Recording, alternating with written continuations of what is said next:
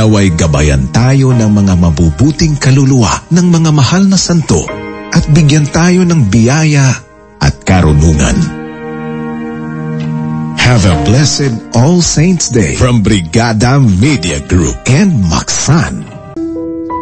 Dasal at panalangin ang alay para sa ating mga yumaong mahal sa buhay na kahit hindi na natin sila kasama ay patuloy silang nabubuhay sa ating mga alaala. Ang Brigada Media Group at Power Cells ay nakikisa sa paggunita sa araw ng mga kaluluwa.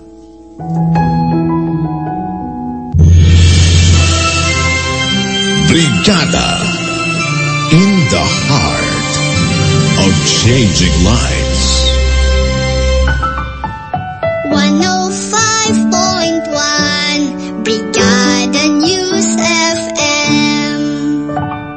Kabrigada, ready ka na ba sa bakasyon ngayong undas? Pero bago yan, mas maiging alamin mo muna ang mga dapat at hindi dapat gawin kung bibisita sa sementeryo. Dapat magbaon ng tubig at pagkain, magdala ng payong, first aid kit, upuan, at para iwas kalat, magdala ng plastic bag na pwedeng lagyan ng inyong mga basura. Bawal ang pagdadala ng mga matatalim na bagay, inuming nakakalasing, gamit sa pagsusugal, at mga bagay na nagdudulot ng sobrang ingay. Sa mga pabiyahe naman at magbabakasyon bago umalis ng bahay, siguraduhin naka-off at nakatanggal ang mga nakasaksak na appliances. I-check ang mga gripo at siguraduhin nakasara ito ng maayos. Huwag mag-iwan ng mga nakasinding kandila. Tiyaking naka-off ang LPG at siguraduhin nakalak ang pinto at mga bintana.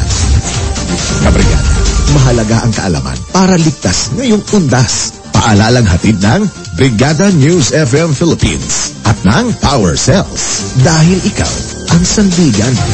Brigada Hotline Undas Special Coverage.